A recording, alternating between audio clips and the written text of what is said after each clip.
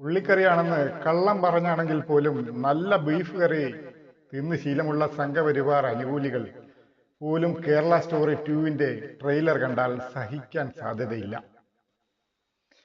Shane നിഗത്തിന്റെ hall സിനിമയിൽ beef കഴിക്കുന്ന രംഗം സെൻസർ ചെയ്ത അതേ സെൻസർ ബോർഡ് തന്നെയാണ് കേരള സ്റ്റോറി ട്രെയിലറിൽ ബീഫ് വായിൽ കുത്തി തിരുകുന്ന രംഗം കാണിക്കാൻ അനുമതി നൽകിയത്.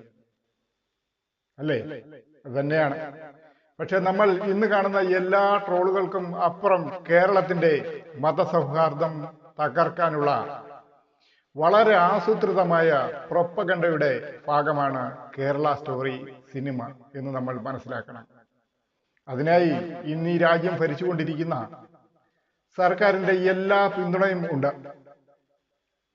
മേക്കിങ്ങിലോ സാങ്കേതികതയിലോ കഥാപാത്ര നിർമ്മിതിയിലോ ഒരു ശരാശരി നിലവാരം പോലും പുലർത്താത്ത കേരള സ്റ്റോറി 1-ന് മികച്ച സംവിധായകനും മികച്ച ഛായാഗ്രാഹകനുമുള്ള ദേശീയ അവാർഡ് നൽകി ആദരിച്ച സ്ഥിതിക്ക് കേരള സ്റ്റോറി 2-നും പാർലമെന്റിൽ പ്രദർശിപ്പിക്കാനും ദേശീയ അവാർഡുകൾ ലഭിക്കാനുമുള്ള സാധ്യതയും വളരെ കൂടുതലാണ്. എന്നാൽ കേരള സ്റ്റോറിയിൽ ഇല്ലാത്ത ചില സത്യങ്ങൾ നമ്മൾ അറിയണം. അതെന്താണെന്ന് അറിയുമോ? വിദേശ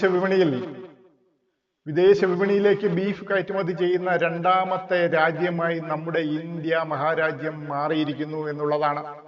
കയറ്റുമതിയിൽ നിന്നുള്ള ഇന്ത്യയുടെ വരുമാനം $380 കോടി ബീഫ് കയറ്റുമതിയിൽ നിന്ന് മാത്രം ലഭിക്കുന്നത്.